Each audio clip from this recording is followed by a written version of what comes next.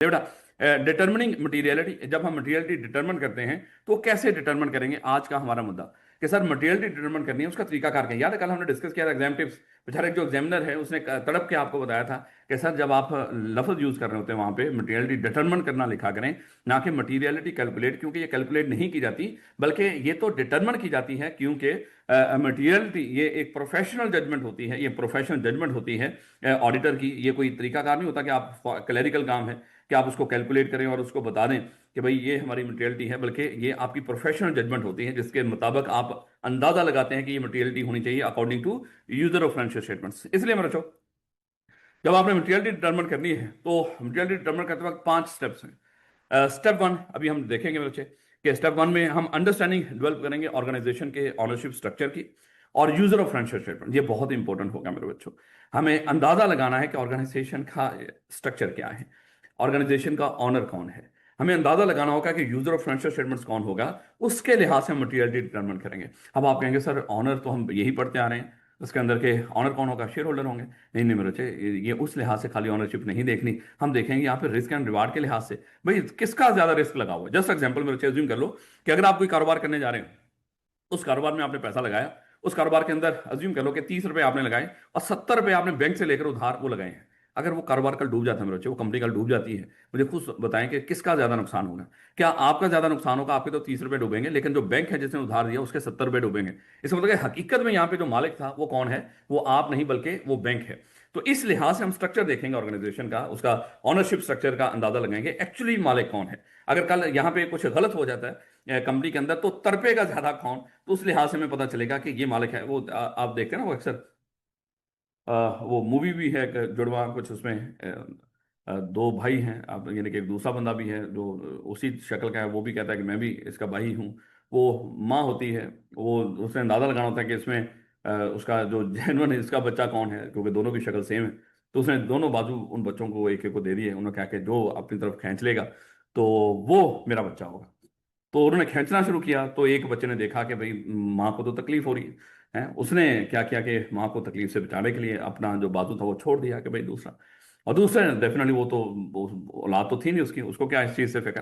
तो कहने का मतलब तड़पा कौन है? तड़पा कौन? वो जिसने बाजू छोड़ दिया, अगरचे माँ दूसरे की तरफ चलेगी, लेकिन उसने फिर कहा कि भाई ये नहीं बल्कि वही है जिसने इस तकलीफ को बर्दाश्त किया, तो मालिक वही है। तो कहने का मतलब कि इस लिहाज से मेरे बच्चों यहाँ पे देखेंगे कि मालिक कौन है कंपनी का, जिसको अगर कंपनी में नुकसान हो तो ज्यादा तकलीफ होगी, वही मालिक होगा मेरे बच्चे। पहले तो हम ये देखेंगे मेरे बच्चे। और यूजर ऑफ फाइनेंशियल स्टेटमेंट्स कौन है? फिर आप कहेंगे sir user of financial statements भी तो शेयर होल्डर ने पॉइंट किया। वो नहीं नहीं मेरे बच्चे, शेयर होल्डर खाली थोड़ी हो सकते हैं, शेयर होल्डर तो है ही हैं, लेकिन उसके प्रोस्पेक्टिव जो इन्वेस्टर्स हैं वो भी हो सकते हैं। उसका बैंक भी तो हो सकता है ना मेरे बच्चे, बैंक भी तो हो सकता है कि अगर बैंक अज्यूम कर लो कि जिसने उधार दिया हो या उधार देने जा रहा हो, दोनों सूरतों के अंदर बच्चे बैंक भी उसका यूजर होगा, वो भी देखेगा अगर उधार दिया हुआ है क्या इस कंपनी के कैश फ्लोज और बाकी जो रेवेन्यू शेवेन्यूज इस काबल हैं कि मेरा पैसा मुझे वापस कर देंगे। वो भी तो, उसका भी तो ध्यान होगा ना फाइनेंशियल स्टेटमेंट्स के ऊपर। गवर्नमेंट भी निगाह लगा के बैठी होगी कि भैया प्रॉफिट बिफोर टैक्स इनका क्या बन रहा है और टैक्स कितनी अमाउंट बन रही है, गवर्नमेंट का भी तो होगा ना यूजर फाइनेंशियल स्टेटमेंट्स के अंदर।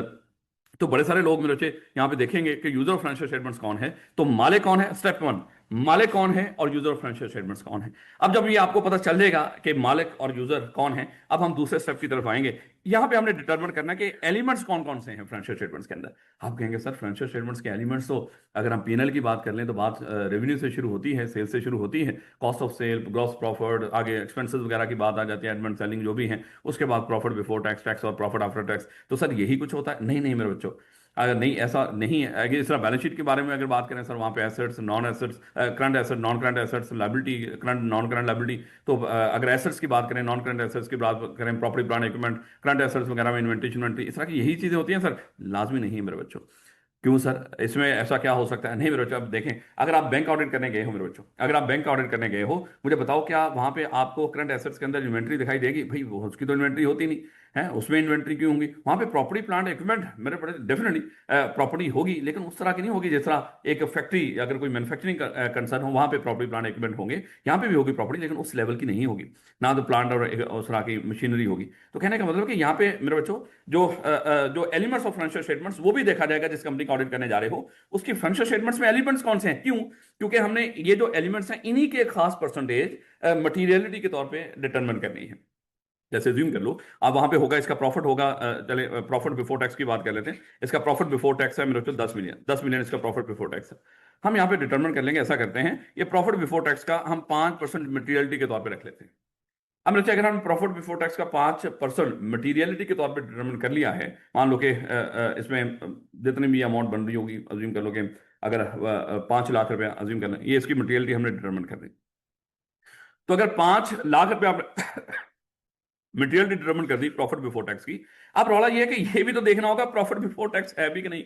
हो सकता है कंपनी लॉस में हो इस दफा। अगर कंपनी लॉस में है तो मुझे बताओ क्या प्रॉफिट बिफोर टैक्स आपको दिखाई दे रहा होगा मेरे बच्चों? नहीं दिखाई दे रहा होगा, क्योंकि लॉस में है कंपनी। तो इसका मतलब देखना पड़ेगा कि वहां पे है क्या, है वहां पे है क्या, जब एलिमेंट्स कौन से हैं जिसके ऊपर हमने ये खास परसेंटेज लगानी। आप इरादा करके गए हो, मैं क्या करूंगा, इनकी इन्वेंट्री की परसेंटेज ले लूंगा, है वहां पे इन्वेंट्री है ही नहीं, पता चला आप बैंक ऑडिट करने गए हो। अच्छा, यहाँ पे आप अंदाजा लगा के गएंगे मैं प्रॉपर्टी प्लांट इक्विपमेंट का, पता चला भैया ये सर्विस बेस्ड ऑर्गेनाइजेशन है, यहाँ पे इस तरह की चीजें नहीं है, या हैं तो बहुत कम है। तो फिर आप किस बेस पे ये प्रॉपर्टी प्लांट इक्विपमेंट वगैरह इसका कोई वो कर लेंगे, परसेंटेज ले लेंगे। तो कहने का मतलब कि यहाँ पे देखना पड़ेगा कि सर कौन कौन से एलिमेंट्स हैं यहाँ पे फाइनेंशियल स्टेटमेंट्स के। इसी तरह जब एलिमेंट्स का पता चल जाएगा, अब हम आइडेंटिफाई करेंगे benchmark of most important to user. भाई ये हमारे पास एलिमेंट्स तो पता चल गए, अब यूजर के लिए इनमें से कौन सा इंपॉर्टेंट है। अब ये भाई कैसे, ये कैसे करेंगे सर, यूजर के लिए कैसे आइडिया लगाएंगे कि यूजर के लिए कौन सा इंपॉर्टेंट होगा। जैसे मेरे बच्चे अभी मैं आपको समझा रहा हूं, अगर एक कंपनी है जिसमें बड़ी मकदार में उधार पे चल रही है, तो एक्चुअली यूजर कौन हुआ, जैसे अभी हम तय कर रहे थे कि अगर ज्यादा पैसा बैंक का लगा हुआ तो मेरे बच्चे वही वही उसका ऑनर होगा, समझ लो उस लिहाज से, और वही यूजर ऑफ फाइनेंशियल स्टेटमेंट जो मेन है, जिसका मेन स्टेक लगा हुआ है, नहीं बाकी नहीं होंगे, वो मेन स्टेक है। अब इसका बैंक का कंसर्न किस चीज में होगा, किसकी परसेंटेज लेनी चाहिए, जैसे बैंक की डिसीजन मेकिंग हुई वो हो रही हो, तो शायद बैंक के लिए ज्यादा जो कंसर्न होगा यहाँ पे, वो होगा कैश फ्लोज का, कि भाई इतना कैश फ्लो है कंपनी के अंदर कि कल मेरा पैसा वो वापस कर सके।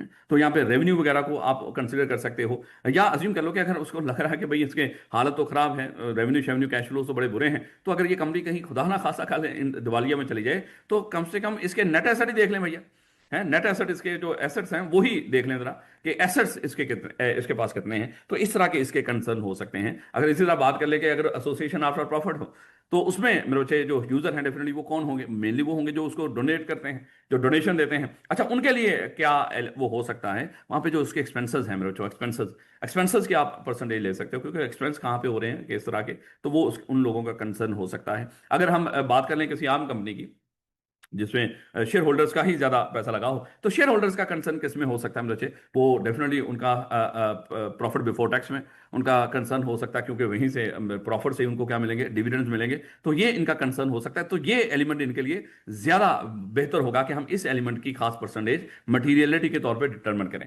यानी कि देखो हमने मटीरियलिटी डिटरमिन करने जा रहे हैं, बीइंग ऑडिटर आपने देखना है कि सबसे पहले आप जिस कंपनी का ऑडिट करने जा रहे हो उसके मालिक कौन है, और जो हकीकी मालिक जिनकी तरफ रिस्क एंड रिवॉर्ड जा रहा हो। और फिर हमने कहा कि मालिकों के साथ साथ अब आपने ये भी डिटरमिन करना है कि यूजर ऑफ फाइनेंशियल स्टेटमेंट्स कौन से हैं। आपको मालिकों का पता चल गया, यूजर ऑफ फाइनेंशियल स्टेटमेंट्स का पता चल गया। अब दूसरा स्टेप क्या है मेरे बच्चों, वहां पे हम देखेंगे इनकी फाइनेंशियल स्टेटमेंट्स जब बनती है उसमें एलिमेंट्स कौन कौन से हैं, क्योंकि हर कंपनी में हर तरह के एलिमेंट्स नहीं मिलेंगे आपको। सर्विस बेस्ड ऑर्गेनाइजेशन के अंदर आपको प्रॉपर्टी प्लांट इक्विपमेंट इन्वेंट्री ये दिखाई नहीं देगी। इसी तरह मेरे बच्चों अगर हम मैन्युफैक्चरिंग की बात कर लें, वहां पे शायद वहां पे के डिपॉजिट्स वगैरह मिल रहे हैं, क्योंकि हमने इस तरह की कंपनियों को डिपॉजिट इकट्ठे करना मना है, तो इस तरह की चीजें आपको वहां पे शायद दिखाई नहीं देंगी। और इसी तरह अगर कोई कंपनी ही लॉस में है तो उसमें प्रॉफिट भी आपको दिखाई नहीं देगा। तो एलिमेंट्स तो देख लो भैया कौन कौन से हैं, कौन कौन से नहीं हैं। उसके बाद जब एलिमेंट्स आपने देख लिए कौन से हैं, उसके बाद अब हम देखेंगे मेरे बच्चों के इनमें से ज्यादा सूटेबल एलिमेंट कौन सा है, जिसकी खास परसेंटेज मुझे मटेरियलिटी के तौर पे डिटरमिन करनी है। वो मेरे बच्चे किस वे से देखेंगे, वो देखेंगे कि किस तरह के यूजर हैं, यूजर के लिहाज से डिसाइड करेंगे कि यूजर किस चीज को, जैसे हमने कहा कि अगर लोन वाली कंपनी है तो शायद बैंक यूजर है, तो बैंक के लिहाज से बैंक की नजर किस चीज पर होगी वहां पे फाइनेंशियल स्टेटमेंट्स में। अगर कंपनी हैविंग शेयर कैपिटल, यानी कि वो शेयर कैपिटल ज्यादा शेयर होल्डर्स हैं उसके स्टेक, उनकी नजर किस चीज पे होगी वो उस लिहाज से देखेंगे। जैसे हमने कहा कि प्रॉफिट्स, क्योंकि वहीं से उनको डिविडेंड मिलने हैं। तो इसी तरह मेरे अगर कोई नॉन प्रॉफिट ऑर्गेनाइजेशन है उनकी नजर कहाँ पे होगी, वो एक्सपेंसेस के ऊपर, एक्सपेंडिचर्स इसके किस तरह हो रहे हैं। तो इस लिहाज से अब हमने जब वो देख लिया कि बेंचमार्क ये इस्तेमाल करेंगे, प्रॉफिट बिफोर टैक्स यूज करेंगे, नेट एसेट्स यूज करेंगे, टोटल एसेट्स यूज करेंगे, या अज्यूम कर लो कि इसमें जो हमारा रेवेन्यू है उसी को यूज करेंगे, सेल्स को यूज करेंगे, जो भी हमने डिसाइड कर लिया। अब नेक्स्ट है, अब हम परसेंटेज भी तो लोगे ना, परसेंटेज कितनी होगी। डिटरमिन द अप्रोप्रिएट परसेंटेज, यहाँ पे फिर डिटरमिन करेंगे कि मुनासिब परसेंटेज क्या है। अगर से यहाँ पे हमें एक गाइडेंस दे दी जाएगी अभी कि कितनी परसेंटेज आप यूज कर लें, आपकी गाइडेंस पर्पज के लिए होगा। अगेन ये गाइडेंस पर्पज के लिए है, लेकिन आपने अपनी प्रोफेशनल जजमेंट को इस्तेमाल करना है कि कितने परसेंट आपने रखना है उसको।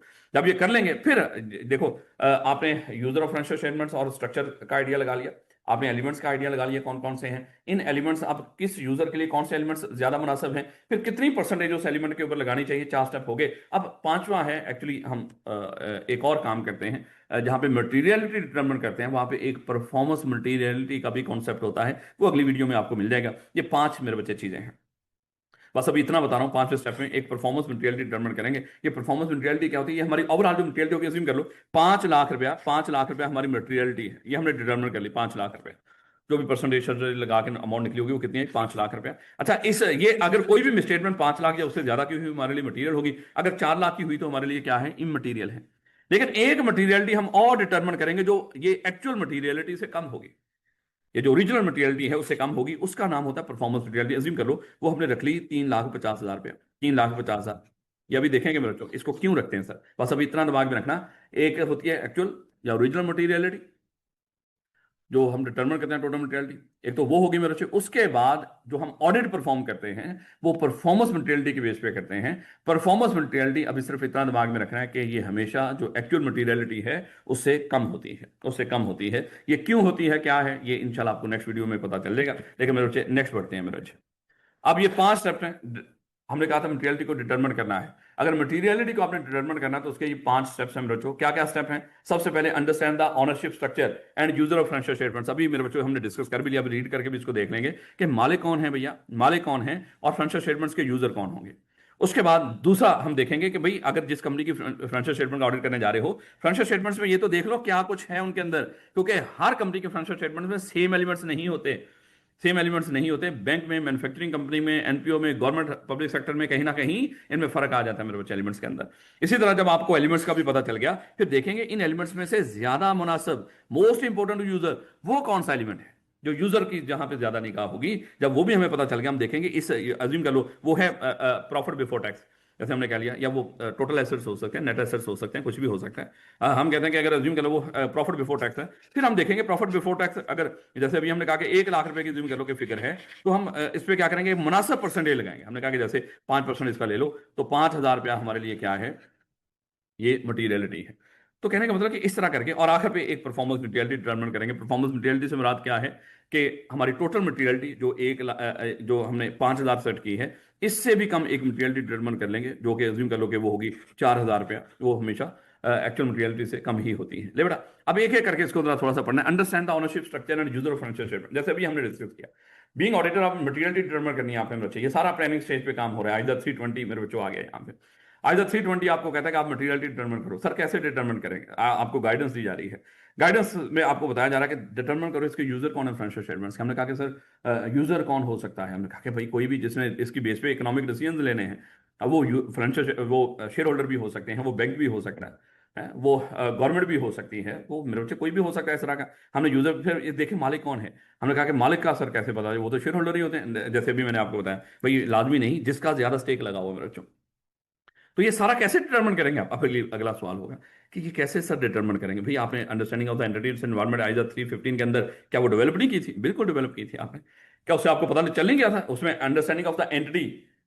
जब एंटिटी की अंडरस्टैंडिंग डेवलप कर रहे थे उसमें यही तो देख रहे थे भैया, ये एंटिटी है क्या, इसके शेयर होल्डिंग स्ट्रक्चर क्या है, इसके मालिक क्या है, पैसा कहां से लगा हुआ है इसके ऊपर, इसका कारोबार किस तरह का है, यही तो हमने डिटरमिन किया था वहां पे।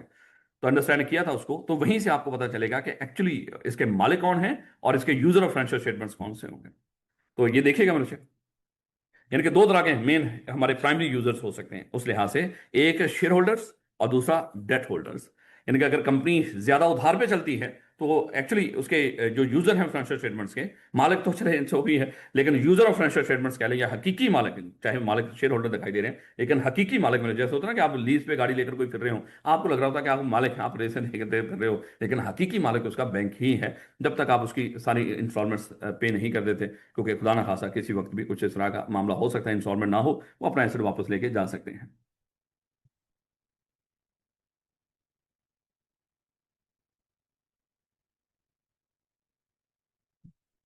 जी बेटा। तो कौन होंगे यूजर्स, कौन होंगे मालिक? शेयर होल्डर्स, डेट होल्डर्स मेरे बच्चे, ये उसके मालिक होंगे। अब जरा देखिएगा, इसको रीड भी अच्छे तरीके से कर लीजिएगा मेरे बच्चे। ये अप्लाई तो कम ही करवाता है इस तरह की, यानी कि अप्लाई करवाएगा, सॉरी। इसको वैसे तो जो नॉलेज बेस तो कम ही टेस्टिंग करेगा इसकी। कहता है as per the definition of materiality auditor consider what could be material for user. यही हमने कहा था ना डेफिनेशन में कि मटीरियलिटी क्या होती है, जो ऐसी अमाउंट जो यूजर ऑफ फाइनेंशियल स्टेटमेंट्स के लिए अहम हो, जिसकी बेस पे वो अपनी डिसीजन मेकिंग चेंज हो रही हो, अगर उसमें कोई कमी बेशी हो, तो उसको कहते हैं ये मटीरियल है। इसलिए यहाँ पे उसने यही बात करी है कि हम किसको कंसिडर करेंगे मटेरियल फॉर यूजर, किसके यूजर के लिए मटेरियल कौन, ना कि बीइंग ऑडिटर।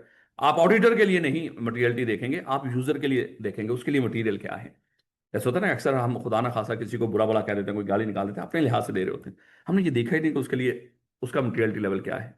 उस ये क्या आपकी इस तरह की कही हुई बात वो हजम कर सकता है, आपकी इस तरह की दी हुई गाली वो हजम कर सकता है? इसको हम देखते ही नहीं है, मुंह उठाया और खुदा ना खासा इस तरह की बात कर दी, बात हो जाती है इस तरह का मामला। So the first step to determine materiality is to understand and identify who is the user of financial statements। भाई कौन है जिसने फाइनेंशियल स्टेटमेंट्स की बेस पे डिसीजन मेकिंग करनी है, तो उसकी बेस पे उसके लिहाज से मटेरियलिटी डिटरमाइन करो ना। तो materiality is initially determine at planning stage. और डेफिनेटली जैसे हमने डिस्कस किया, खाली प्लानिंग नहीं होगी, आगे इसको जब हम परफॉर्म करेंगे उस स्टेज पे भी। So during the phase